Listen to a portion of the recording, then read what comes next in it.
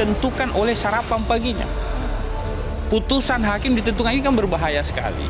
Karena itu kita mendesak Mahkamah Agung untuk mengevaluasi secara menyeluruh. Ya, menyeluruh, jangan. Kemarin saya mendengar sudah ada mutasi penyegaran.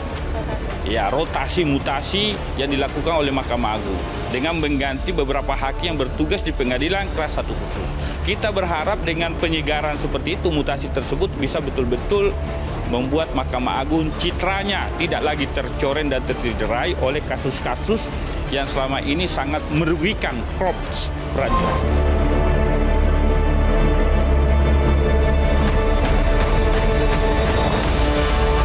Indonesia tidak sedang baik-baik saja berarti. Dan ini perlu langkah yang begitu dramatis istilah saya dalam bentuk ya pengawasan yang diperketat dalam bentuk komisi yudisial harus betul-betul diterima oleh Mahkamah Agung dengan tangan terbuka. Biarkanlah pengawasan oleh pihak lain dan tidak perlu ada badan pengawas di Mahkamah Agung karena ini sudah sedang tidak baik-baik saja.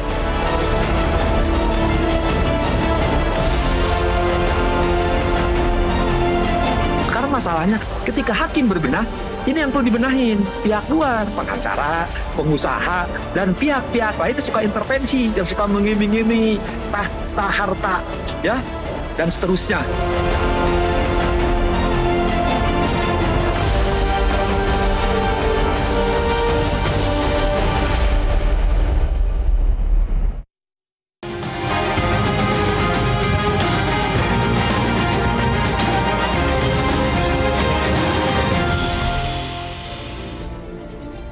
Halo, selamat malam pemirsa. Mahkamah Agung melakukan rotasi besar-besaran. Ratusan hakim dan puluhan panitera dipindahkan menyusul kasus suap yang mencoreng kehormatan dan meruntuhkan wibawa lembaga peradilan. Langkah mutasi diklaim untuk memutus praktik transaksional, namun munculkan tanya apakah ini langkah rasional? Jual beli perkara butuh perubahan fundamental, bukan sekedar pergeseran yang bersifat seremonial. Akankah rotasi ini mengembalikan kepercayaan publik atau justru memperpanjang kekecewaan? Bersama saya Evo Mondo, inilah top issue dengan tema mutasi hakim solusi bersih-bersih atau sekedar gimmick.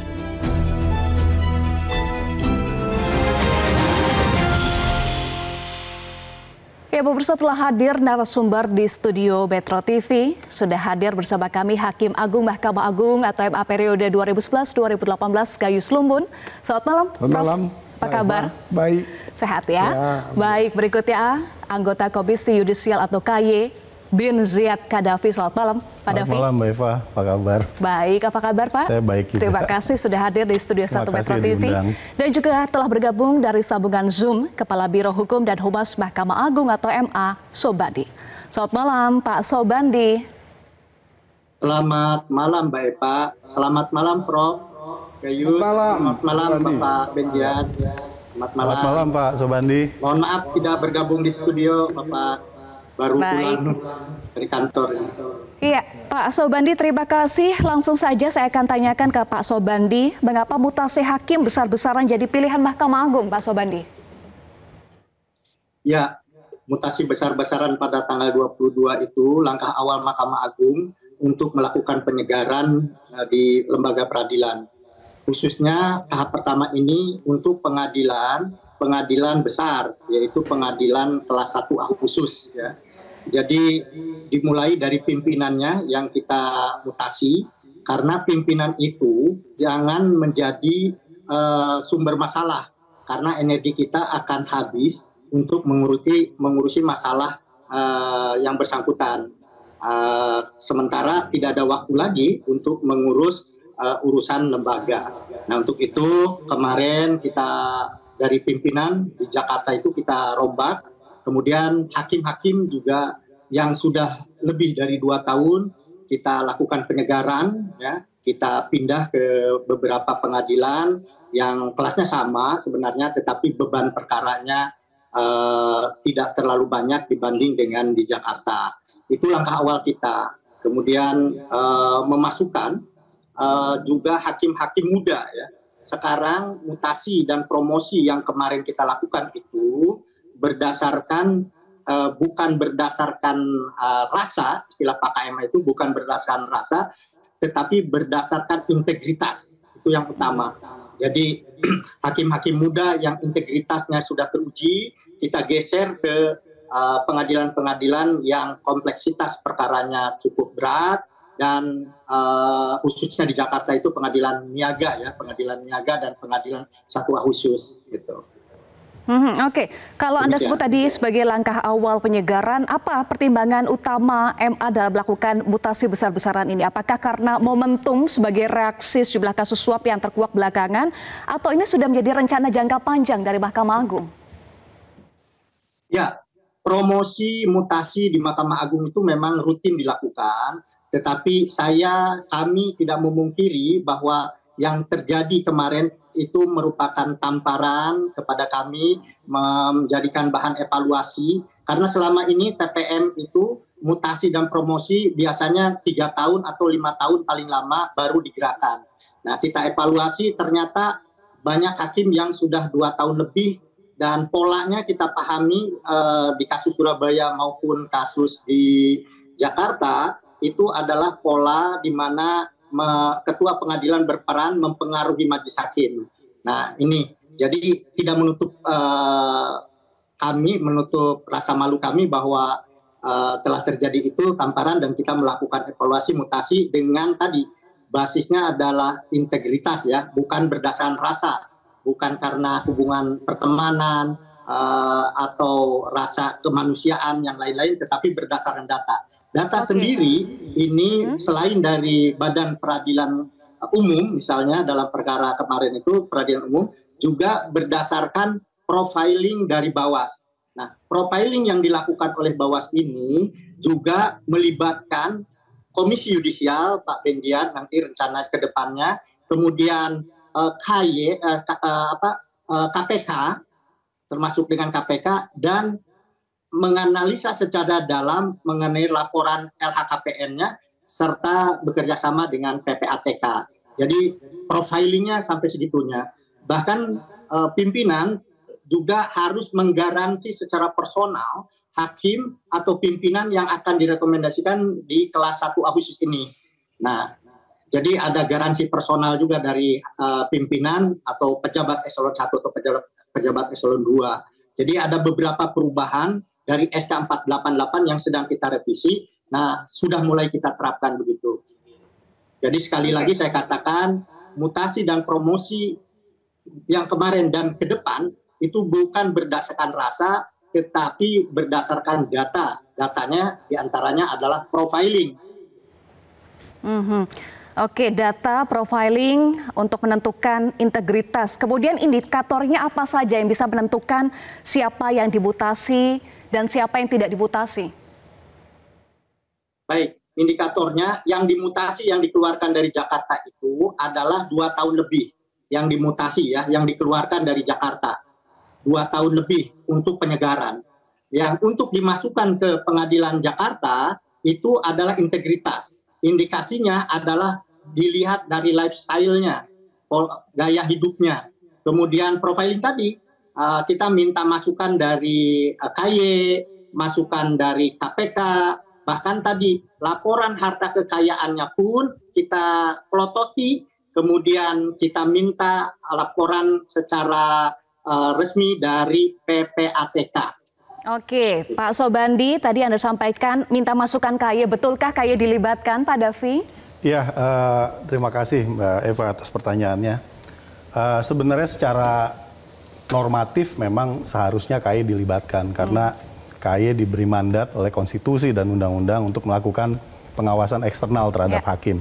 Sementara kita tahu pengisi jabatan-jabatan strategis di pengadilan, termasuk yang ada di Mahkamah Agung nih, posisi dirjen, kemudian sekretaris dan lain-lain itu banyak diisi oleh hakim gitu. Apalagi pimpinan pengadilan di tingkat banding maupun tingkat pertama. Tetapi kerjasamanya saya rasa mungkin perlu dikuatkan ke depan gitu ya. Karena KY punya data yang sangat kaya Mbak Eva. Apa saja data yang dimiliki oleh KY untuk menunjang tadi proses mutasi? Baik. Setiap tahun kami itu menerima laporan masyarakat itu antara 2.000 sampai 3.000 ya. Dengan berbagai jenis laporan gitu ya, dengan berbagai jenis dugaan pelanggaran kode etik. Dari jumlah laporan tersebut rata-rata 10% yang kemudian kita tindak lanjuti. Yang tidak kita tindak lanjuti misalnya ketika laporannya itu mengenai jaksa, mengenai panitera yang memang kebetulan ada di luar ruang lingkup kewenangan KAI gitu ya. Atau juga ketika laporan yang masuk itu sangat spesifik keberatan terhadap putusan pengadilan. Yang itu merupakan wilayah dari pengadilan yang lebih tinggi untuk mengkoreksinya. Dan saya rasa apa yang disampaikan ya oleh Pak Sobandi kemudian yang sudah dilakukan oleh Mahkamah Agung dengan melakukan kocok ulang ya terutama di pengadilan-pengadilan negeri di Jakarta maupun di beberapa kota besar itu sudah sesuai dengan data yang dimiliki KAI. Karena bertahun-tahun Mbak Eva 10 besar daerah yang paling banyak dilaporkan itu diantaranya yang paling tertinggi itu selalu Jakarta. Kemudian biasanya Jawa Timur mengikuti. Lalu ada Jawa Barat, Jawa Tengah gitu ya, kemudian Sumatera Utara. Sampai yang ujung itu biasanya Sulawesi Selatan atau kadang-kadang berganti dengan provinsi lain. Makanya paling banyak Jakarta dan Surabaya. Paling banyak Jakarta dan Surabaya. Kemudian juga tingkat pengadilan yang paling banyak dilaporkan memang pengadilan tingkat pertama. Karena disitulah suatu perkara itu berawal mula dan disitulah interaksi antara berbagai pihak itu terjadi kadang-kadang ya lewat ruang-ruang tertutup begitu ya. Kemudian yang terakhir paling banyak ini 10 besar juga bertahun-tahun. Yang paling banyak dilaporkan itu adalah pengadilan lingkungan peradilan umum. Yang kebetulan memang mencakup ya pengadilan yang menangani perkara pidana dan perdata. Di mana kasusnya kemarin terungkap melibatkan suap ya yang dalam proses penegakan hukum oleh Kejaksaan Agung itu juga kasus pidana begitu. Jadi menurut saya data yang dimiliki KAI ini harus lebih bisa dimanfaatkan gitu ya. Memang secara undang-undang kita tidak punya kewenangan untuk melakukan mutasi terhadap hakim gitu ya. Itu merupakan wilayah kewenangan administrasi dari pimpinan Mahkamah Agung. Oke, tapi soal kriteria sudah sesuai dengan catatan atau data yang dimiliki? Iya, saya dengar dan saya membaca juga mencermati ya nama-nama yang kemudian dimasukkan ke Jakarta yang artinya itu promosi atau dikeluarkan dari Jakarta degradasi. Yang sebagian itu demosi gitu ya. Demosi. Walaupun ada juga yang dikeluarkan dari Jakarta tapi untuk kepentingan promosi karena ke pengadilan yang lebih tinggi. Ini adalah sebagian ya orang-orang yang dikenal ya punya reputasi baik gitu ya. Sebagai contoh ini nanti Ketua Pengadilan Negeri Jakarta Pusat kalau jadi diangkat itu perempuan ya dan akan jadi Ketua Pengadilan Negeri Jakarta Pusat termuda. Kemudian ada beberapa hakim yang berasal dari Bawas yang kemudian dimasukkan ke Jakarta. Harapannya insting pengawasannya itu bisa digunakan gitu ya untuk mengawasi rekan-rekannya. Tapi kalau menurut saya, walaupun layak diapresiasi langkah Pak Narto dan pimpinan MA lainnya, ini belum cukup, Mbak. Kita perlu lebih serius lagi, lebih luas lagi mengevaluasi para pengisi jabatan di Mahkamah Agung dan lembaga peradilan, termasuk di level eselon 1 ya maupun eselon 2 yang ada di Mahkamah Agung. Itu harus dievaluasi. Tadi kriterianya misalnya ya, kalau sebelumnya mungkin tekanan hanya pada kepangkatan, saat ini memang sudah waktunya kita bicara soal integritas. Kita bicara soal mindset anti korupsi. Kita bicara soal gaya hidup. Kita bicara soal harta kekayaan yang wajar atau tidak. Ya. Kita bicara juga soal perilaku anti korupsi, bahkan nggak cuman bersih untuk sendiri ya, tetapi juga membangun gerakan di kalangan hakim untuk melakukan bersih-bersih. Karena itu KAI juga sebenarnya menantang ya, men-challenge, mengajak begitu ya, baik pimpinan Mahkamah Agung maupun hakim-hakim untuk menindaklanjuti ini juga termasuk ya, selain evaluasi besar-besaran terhadap pengisi jabatan strategis, juga untuk kepentingan penegakan etik. Ya. Apabila dalam proses mutasi yang tadi Pak Sobandi sampaikan, ada data, ada temuan ya, yang mungkin belum sampai diidentifikasi KAI, belum berhasil diendus oleh KAI, dan itu mengarah pada pelanggaran kode etik, ayo Pak, serahkan ke KAI, kita siap untuk bersama dengan Mahkamah Agung menegakkan kode etik dan ambil tindakan tegas. Saya rasa ini udah waktunya kita detoksifikasi peradilan kita. Jadi racun-racun itu kita keluarkan, Mbak, supaya cita-cita yang sejak awal dicanangkan untuk menuju lembaga peradilan yang agung gitu ya, yang dipercaya oleh publik itu sama-sama kita bisa capai.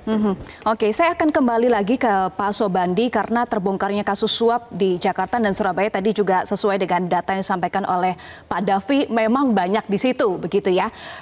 Apakah ini juga semakin mengonfirmasi bahwa ada jaringan yang kuat, jaringan mafia peradilan yang bermain di sini tidak hanya melibatkan hakim tetapi juga aktor-aktor eksternal. Bagaimana sebetulnya pola kerja mafia peradilan ini yang dianalisis oleh Mahkamah Agung, Pak Sobandi?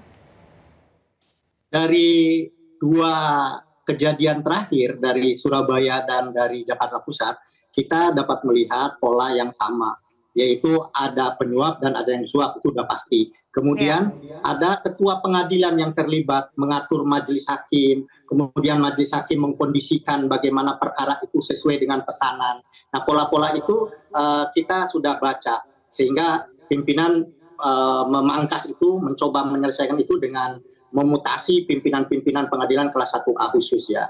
Nah, itu jadi kesamaannya di sana, kesamaan. Tetapi kalaupun dikatakan bahwa itu ada mafia peradilan, kami serahkan kepada publik penilaiannya. Kami sendiri sedang terus berbenah, sedang terus membersihkan. Saya sependapat dengan Pak Davi bahwa langkah ini belum cukup. Kita perlu serius, lebih istilahnya detoksasi lagi. Kami sepakat. Jadi istilah Pak KMA ini selaku menjadi ketua Kamar Pengawasan maupun sebagai kepala Bawas, beliau mengatakan bahwa kita harus bina. Tapi kalau tidak kita bisa bina, kita binasakan. Istilah beliau sangat mungkin kasar, tanda kutip kasar, tetapi beliau ingin menegaskan itu. Beliau juga mengingatkan bahwa pengadilan, pimpinan itu tidak perlu minta pelayanan. Harusnya memberikan pelayanan kepada publik ya, kepada masyarakat pencari keadilan. Jadi bukan meminta pelayanan dari bawahan.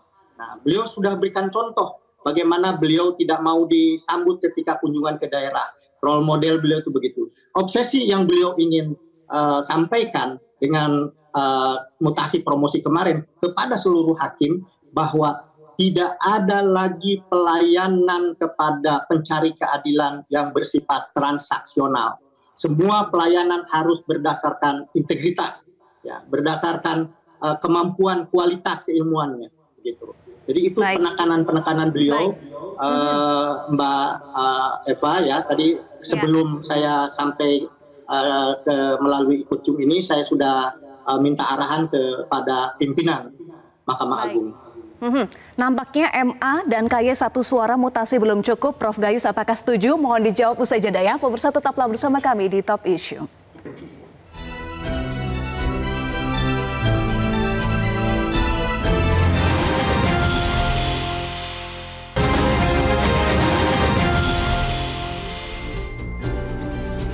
Pemirsa, terima kasih Anda masih bersama kami di Top Issue. Prof Gayus, tadi pertanyaan saya sebelum jeda, nampaknya KY dan MA satu suara nih sepakat bahwa mutasi hakim besar-besaran itu belum cukup. Apakah Prof Gayus juga sepakat belum cukup? Bahkan saya ingat Prof Gayus pernah bilang lembaga peradilan sudah seperti pasar.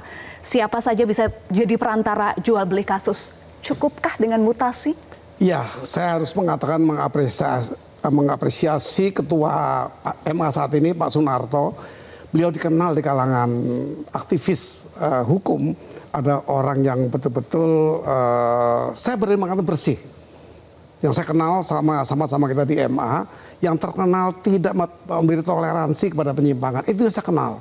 Jadi langkah beliau ini memang harus diapresiasi, walaupun tidak maksimal, tentunya diakui juga bahwa ini memang baru awal bagi pemikiran saya. Tapi ini sangat baik ya, artinya ini peduli kepada situasi saat sekarang. Nah, tapi saya mengingatkan juga bahwa sesungguhnya mutasi ini tidak berhenti hanya di tingkat pengadilan tinggi saja. Mahkamah Agung juga perlu diperhatikan apakah ada pimpinan, anggota yang juga menyimpang. Kenapa? Karena peraturan Mahkamah Agung, ini undang-undang ya, setingkat undang-undang ini, nomor 8 Perma, nomor 8 tahun 2016. Itu ada satu sanksi berjenjang terhadap kegagalan pengawasan dan pembinaan. Ini dua hal ini dicantum dengan tegas di situ. Artinya apakah di dalam Mahkamah Agung tidak perlu juga diawasi dan ditentukan, kalau mutasi tidak mungkin karena Hakim Agung itu berada di Jakarta.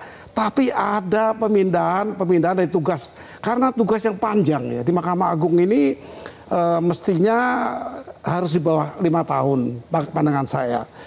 Dan masa pejabat ini tinggi lama sekali ya, bahkan ada sampai 30 tahun yang masuknya muda. Ya, banyak contoh lah, atau ada tuada yang masih muda itu, ya kalau saya menyebutkan diantaranya ada tuada Tun dan Pajak, ya, itu masih muda sekali. Kalau harapannya akan menjadi pimpinan juga, pimpinan wakil atau pimpinan Mahkamah Agung, ya hati-hati, harus dievaluasi. Dan siapa yang bisa menyajikan satu bentuk informasi? KY, Komisi Yudisial dibentuk oleh konstitusi itu, dibentuk oleh Undang-Undang Dasar. Keberadaan dari Komisi Yudisial. Jadi kalau ada orang mengatakan bubarkan KY, ini menyedihkan sekali. Dan ini akan menjadi siapa saja ya, itu akan menjadikan, bahkan itu saya cenderung bisa dijadikan ujaran kebencian. Ada sakit hati atau apa kepada KY, karena KY ini akan bermanfaat. Bahkan saya sering menganjurkan perkuat KY. Berikan KY kesempatan untuk membuat antar penghubung atau antar cabang begitu di semua adanya pengadilan. Dari mungkin dikumpulkan ya, mungkin 10 pengadilan, 1 kantor KY. Itu penting. Oke, karena, untuk pengawasan ya? Ya, untuk pengawasan. Saya potong dulu di situ, Prof. Gayus. Artinya Anda melihat bahwa mutasi hakim panitera itu hanya di level bawah. Perlu ada evaluasi sampai Mahkamah Agung. Saya berpendapat begitu, karena ternyata juga ada Hakim Agung dihukum penjara. Baru-baru ini. Artinya apa? Artinya juga ada celah ya, satu hal yang mencela bahwa terjadi juga di Mahkamah Agung. Jadi mutasi besar-besaran kita hormati sekali. Ini langkah pimpinan yang sangat tegas. Tapi kok berhenti di bawah Mahkamah Agung saja? Mestinya peraturan nomor 8 tahun 2016 itu perlu diperhatikan berjenjang itu sampai ke atas. Oke, kalau berdasarkan Perma nomor 8 tahun 2016, evaluasi seperti apa yang harus dilakukan? Saya banyak mencuatkan justru evaluasi kepada seluruh hakim Indonesia, tetapi terbatas kepada pimpinan dan wakil ketua dan wakil ketua. Mahkamah Agung itu punya 10 pimpinan, dari ketua, wakil 2 wakil ketua, dan ketua kamar. Ini perlu dievaluasi. Siapa yang bisa melakukan evaluasi itu? Saya pikir Presiden sebagai kepala negara bisa memimpin ini, tentunya dengan kepanitiaan yang betul-betul selektif, yang bisa mengukur track record. Dari mana sumbernya? Utama dari Komisi Yudisial. Track record di mana ketika masih di PN, di PT, memenuhi syarat nggak ketika itu? Itu sudah saya tawarkan ke Presiden yang dulu, Pak Jokowi, disambut dengan baik, dibikin ratas ketika itu, rapat terbatas. Kemudian terakhir setelah saya pensiun, saya menyurat juga ke Pak Jokowi sebagai Presiden. Surat saya ditembuskan ke Pak Mahfud MD sebagai Menko Polhukam. Diterima, saya 2 jam lebih berdiskusi. Kata Pak Mahfud kepada saya, akan saya cari 10 ahli-ahli hukum di Indonesia untuk bagaimana menyoroti ide ini. Oke, berarti ada pengawas lain selain KY dan juga Bawas MA. Bawas MA sangat bagus juga, perlu juga itu. Artinya internal ya, ada tuada was di situ. Ini kan menyangkut pengawasan, kalau bagi saya enggak saatnya lagi mengawasi karena corruption yang by need, by greedy, yang serakah, dan kemudian by chance ada kesempatan. 2 ini mungkin kalau by need sudah hampir tidak ada. Saya sudah menyurat ke Presiden yang sekarang. Sudah saya layangkan surat saya. Mudah-mudahan sambutan bahwa evaluasi itu mestinya menyeluruh. Tidak ada terkecuali. Dari bawah sampai atas ya, Dari bawah sampai atas, pimpinannya saja. Ketua, wakil ketua, Mahkamah Agung 10 orang, PT 2 orang, 370 PM, kabupaten dan kota, 370 kali 2. Tidak terlalu banyak. Lakukan itu secara nasional. Itu maksud saya. Soal evaluasi, semoga ini didengar, tapi kita coba perlihatkan ini data dari ICW dari tahun 2011 sampai 2024, ada 29 hakim terseret kasus suap. Kita bisa saksikan, artinya Prof. Gayus dari bertahun-tahun ini selalu saja meningkat. Bahkan kalau disebut ini seperti praktek tandeman ya, ada hakim, panitera, jaksa hingga advokat. Seperti menjadi pola klasik di mafia peradilan. Apakah ini memang sudah mengakar lama? Untuk advokat, di semua kejahatan di pengadilan termasuk advokat. Yang di Surabaya advokat. Yang baru-baru ini advokat yang saya mengharapkan ada perbaikan itu lingkungan advokat tentu di luar wilayah Mahkamah Agung atau KY ya. Tetapi saya mengusulkan agar advokat itu juga disumpah. Sehingga kalau dia menyimpang terancam hukuman 9 tahun untuk akibat yang ditimbulkan oleh pihak bisa negara, juga bisa pihak. Ini usul saya yang belum diatur di perundang-undangan, MA bisa membuat perma ini. Atau perma atau sema lah, tapi mungkin perma cocok. Agar advokat juga disumpah seperti ahli, seperti saksi yang punya tanggung jawab hukum. Apabila dia menghubungi juga dengan cara menyimpang, artinya dia melanggar sumpahnya, dia bisa dihukum, undang-undang mengatur 9 tahun. Oke. Saya kembali lagi ke pernyataan yang sempat Prof. Gayus sampaikan bahwa lembaga peradilan sudah seperti pasar. Ya. Siapapun bisa jadi perantara jual beli kasus, bahkan tukang parkir saja bisa. Anda sempat sampaikan itu. Artinya banyak celahnya ya, Prof. Gayus. Celahnya di mana saja? Saya mengatakan hasil penelitian saya di S3 20 tahun yang lalu di Kalimantan Barat, di Pasiran tepatnya, itu ketua suku mengatakan dia tidak mau buat perkara ini ke pengadilan. Di pengadilan di tahun itu, tahun 2018, di penelitian saya itu mengatakan ke pengadilan seperti masuk gua hantu. Jadi bagi saya itu, jadi di sana transaksional sudah terjadi 20 tahun yang lalu di mana-mana, termasuk di kota kecil. Saya cek ke ketua pengadilan ketika itu di Pontianak, betul. Jadi sedikit sekali orang akan meminta perkara masuk ke pengadilan, terutama perdata.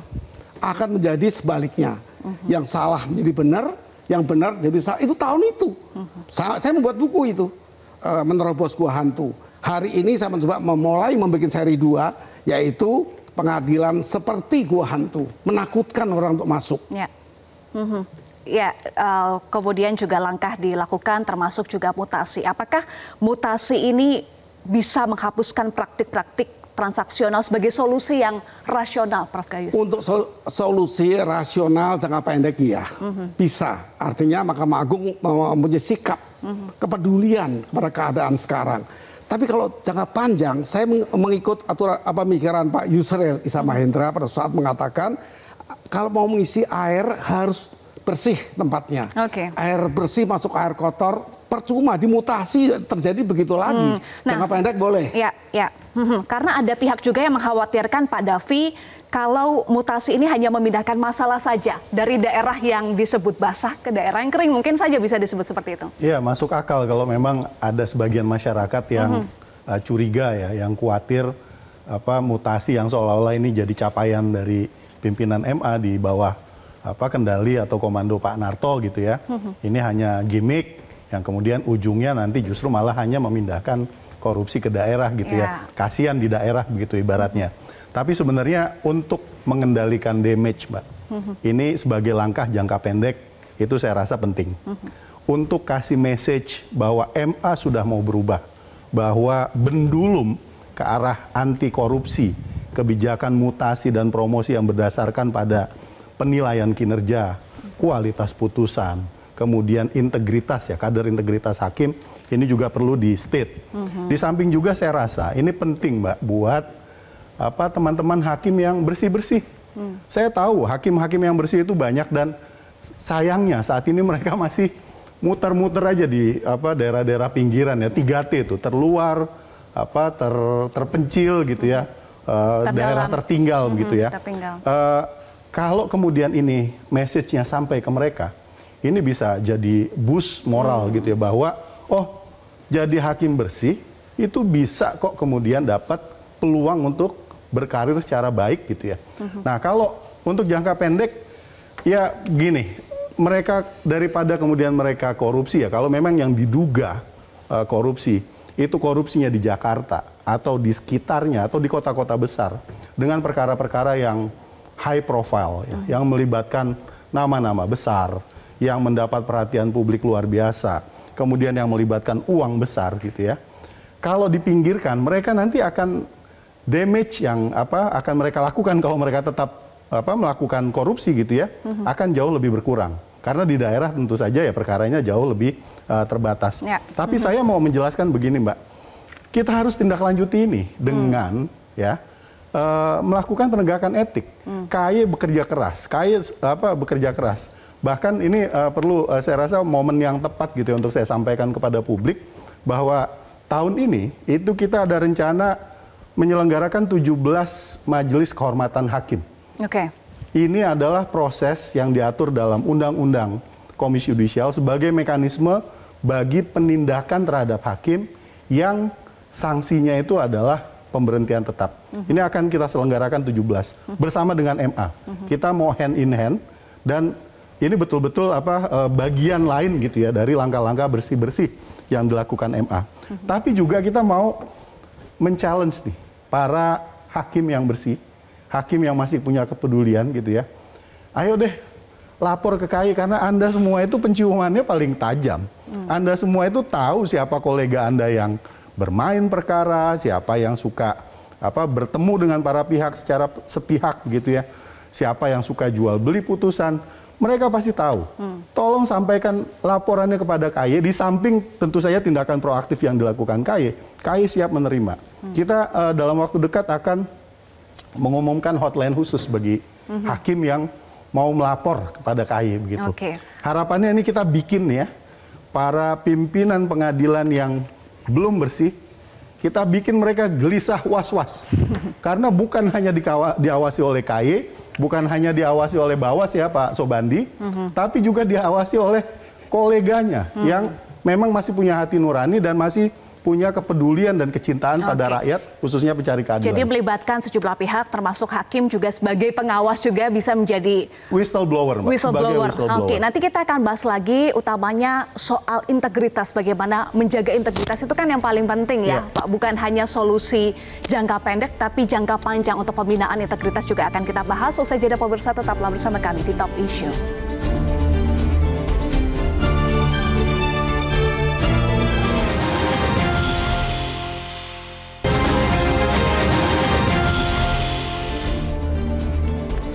Pemirsa, terima kasih Anda masih bersama kami di Top Issue. Saya akan kembali ke Pak Sobandi. Pak Sobandi, tadi kalau menurut Prof. Gayus ini masih jangka pendek ya mutasi.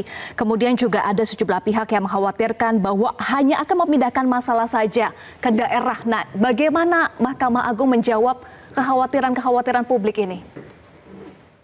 Ya, kami memahami kekhawatiran publik karena memang kita tidak bisa menghindar dari fakta. Dua kejadian belakangan ini sangat memukul tadi ya.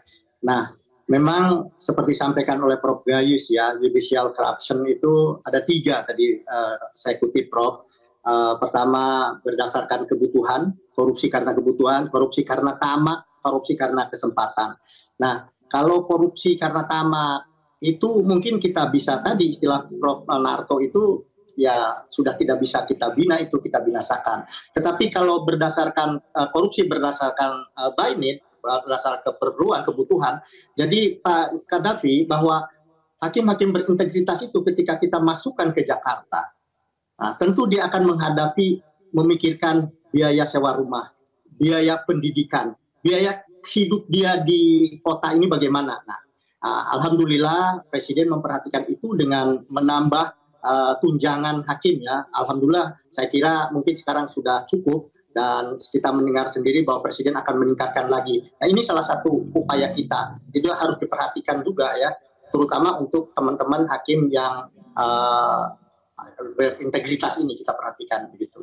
Nah, kemudian langkah-langkah yang akan kita di Mahkamah Agung lakukan adalah melakukan pengawasan ya, bekerja sama tentu dengan KAY ya.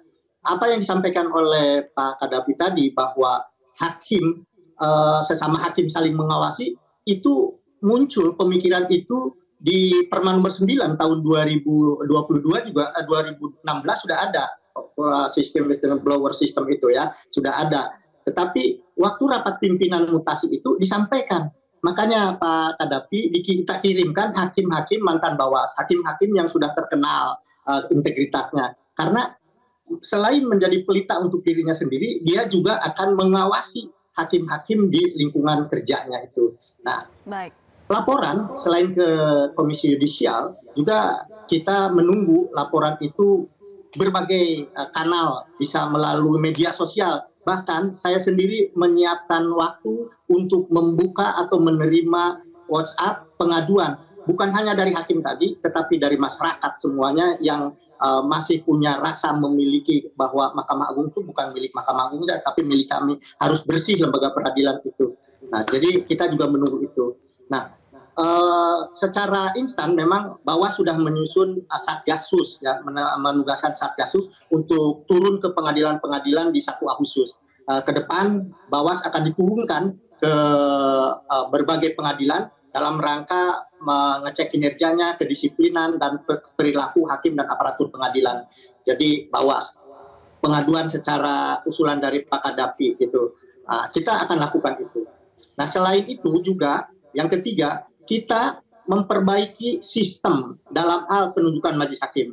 Karena pola tadi di Surabaya atau Jakarta, ketua memesan majelis, membuat majelis sesuai dengan pesanan. Nah, jadi dengan smart majelis, menyerahkan kewenangan ketua untuk memilih hakim menjadi majelis itu diserahkan kepada robot, ya, kecerdasan buatan yang kita gunakan di sana. Kemudian sistem juga bagaimana persidangan supaya lebih transparan, terbuka, kita akan dorong. Ada e-court untuk perkara perdata, ada e-berpadu untuk perkara pidana, ya. Nah, kita dorong itu sistem peradilan semakin transparan dan semakin akuntabel. Oke, soal tadi digitalisasi kemudian pengawasan. Nah, saya ingin tanya lagi kepada Davi, sebetulnya selama ini apa sih kendala pengawasan yang dialami oleh KAI? Kendala pengawasan yang dialami oleh KAI tentu saja didasari, Mbak, ya, oleh kewenangan yang relatif terbatas. Kita harus jujur, ya, dulu saya waktu mahasiswa Fakultas Hukum UI, Mbak, saya yang mimpin demo, Mbak, tahun 98, teman-teman saya, ya, kalau mahasiswa dari fakultas lain yang diteriakan agenda-agenda lain, kalau saya dengan kawan-kawan waktu itu, yang kami teriakan adalah independensi peradilan, penyatuan atap, supaya hakim kita tidak seperti dulu di masa Orde Baru. Perutnya diurus oleh eksekutif, kepalanya diurus oleh yudikatif. Sehingga mereka tidak independen, kerap diintervensi, kerap kemudian berhadapan dengan tantangan-tantangan, terutama ketika pihak eksekutif atau cabang kekuasaan lain itu ada di hadapan mereka dalam status atau dalam kedudukan sebagai posisi sebagai pihak yang berperkara. Waktu itu yang kita tuntutkan itu. Kemudian digolkan, Mbak, ya, agenda itu, dan kemudian terjadi penyatuan atap. Jadi Mahkamah Agung ini mengelola segala hal, mulai dari soal teknis yudisial, bagaimana hakim memeriksa dan memutus perkara, mereka juga mengelola anggaran termasuk manajemen SDM. Tapi kan Lord Acton bilang, power tends to corrupt, and absolute power corrupts absolutely. Jadi kekuasaan, apalagi kekuasaan Mahkamah Agung itu luar biasa besar. Dan kekuasaan dimanapun itu punya kecenderungan untuk korup. Dan kalau kekuasaannya absolut, maka korupsinya juga absolut. Jadi penyatuan atap itu bisa menjadikan Mahkamah Agung punya kekuasaan yang absolut, yang kemudian akan muncul korupsi yang absolut. Dulu ya, lalu para pembentuk Undang-Undang Dasar kita kemudian menggagas dibentuknya sistem akuntabilitas, dalam hal ini pembentukan KAI. KAI kemudian diberi kewenangan oleh pasal 24B Undang-Undang Dasar 1945 untuk melakukan seleksi hakim agung, dan salah satunya ya untuk mengawasi hakim, mulai dari tingkat hakim agung sampai ke hakim paling bawah gitu. Tapi jujur saja kita belum konsisten menjalankan amanat reformasi. Baru 1 tahun KAI dibentuk lewat Undang-Undang Nomor 22 tahun 2004. KAI sudah dilemahkan lewat judicial review. Dan sesudah itu ada rangkaian judicial review, baik judicial review ke Mahkamah Konstitusi maupun ke Mahkamah Agung.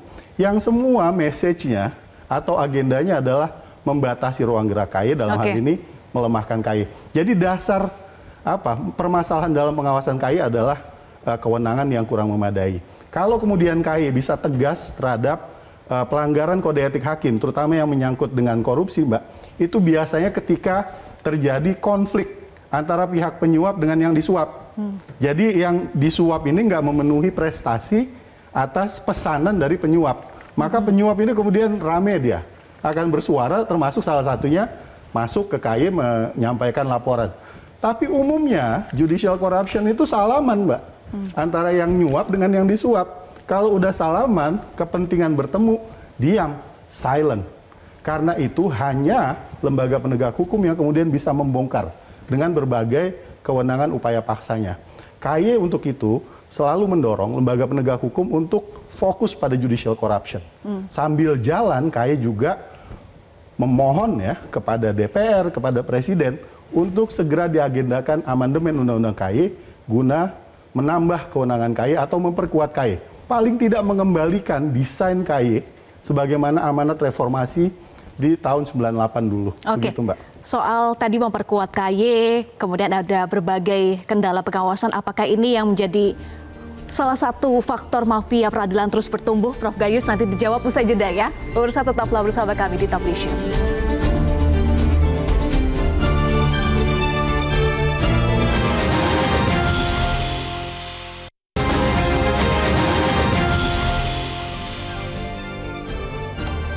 Pemirsa, terima kasih Anda masih bersama kami di Top Issue. Prof Gayus, setelah mutasi bagaimana seharusnya penguatan pengawasan, kemudian pembinaan integritas hakim? Ya, saya lebih tertarik dengan pembinaan sebenarnya. Pengawasan itu sudah gagal kita ini mengawasi, KY tidak terlalu dilibatkan, kemudian sesuai dengan SEMA nomor 8 tadi tahun 2016, Perma, ada ya? berjenjang.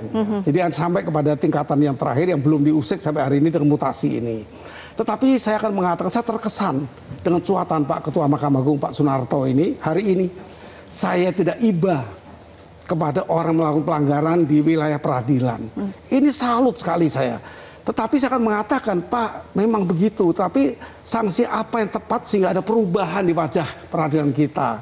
Saya mengatakan kalau negara kita ini sudah memandang pidana yang dijatuhkan secara modern, kan bukan balas dendam kita. Ada satu solusi, yang penting berubahnya wajah peradilan, yaitu tidak usah dihukum berat. Saya sebaliknya, tidak usah dihukum berat.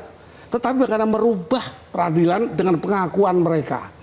Mereka harus mengaku, intinya mereka itu bisa menjadi justice kolaborator, berkolaborasi dengan penegak hukum, membuka semua. Oh, ternyata memang saya berjaringan dengan PN yang lain, bisa masuk ke Jakarta. Koordinasi seperti buka itu, sehingga wajah ini terungkap dengan baik. Kemudian ya tentu kalau bagi saya putusan itu kan kalaupun dihukum hakimnya, putusan berjalan, korbannya tetap korban itu. Nah, ini perlu satu evaluasi yang bernama eksaminasi. Oke, eksaminasi itu mengeksam lagi putusan, sehingga nggak ada jual beli di pengadilan, nggak ada transaksional. Siapa mau beli kalau nanti toh di eksaminasi? Saya usul ini digagas oleh Presiden, bukan oleh Mahkamah Agung. Nanti jeruk makan jeruk, orang publik, dia juga yang membentuk. Presiden membuat satu kepanitiaan untuk membentuk satu tim eksaminasi. Jadi transaksi demand and supply itu nggak laku. Buat apa ngasih hakim belum tentu nanti nggak dieksaminasi berubah lagi. Oke, tim eksaminasi untuk mengecek putusannya ya. Saya ke Pak Davi, mohon maaf karena durasinya terbatas. Pak Davi, rotasi sudah dilakukan, mutasi dilakukan, apa evaluasi terhadap integritas hakim yang sudah dimutasi? Ayo deh MA kerja keras ya, tindak lanjuti ini dengan membentuk sistem mutasi dan promosi hakim yang berbasis pada kualitas putusan, eksaminasi putusan yang tadi saya bilang, apa yang disampaikan oleh Prof Gayus, juga berdasarkan hasil pengawasan perilaku, jadi catatan perilaku, ya di samping hal-hal lain ya soal kepangkatan dan lain-lain. Kemudian KY juga kerja keras, kami janjikan itu. KY ini cuma ada 7 komisioner, saya dengan 6 komisioner yang lain. Kita cuma punya 300 pegawai, Mbak. Tapi kita harus mengawasi 923 pengadilan terhadap 8.145 hakim. Ini orang-orang pinter semua, gitu ya.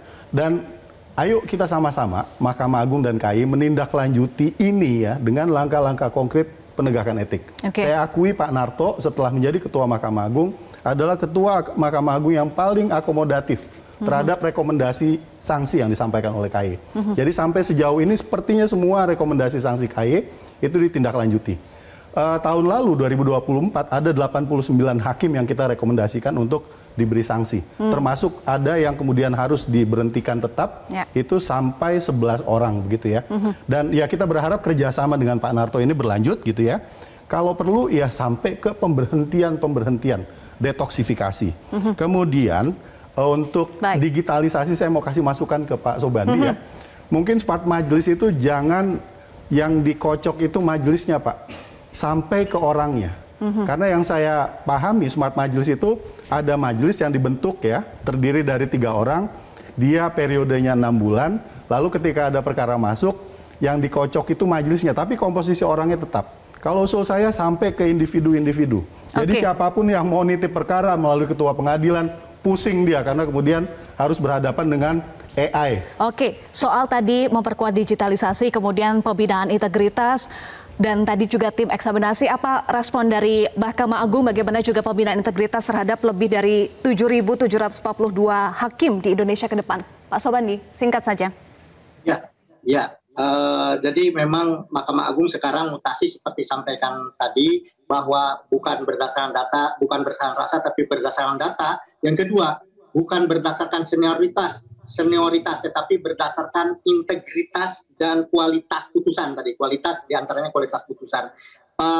Pimpinan mengatakan bahwa ketika integritas tanpa kualitas, seperti pelita tanpa di tangan pencuri, seperti pelita di tangan pencuri. Tetapi ketika integritas tanpa intelektualitas, maka seperti pelita di tangan bayi ya, atau kebalik tadi kalau misalnya ini.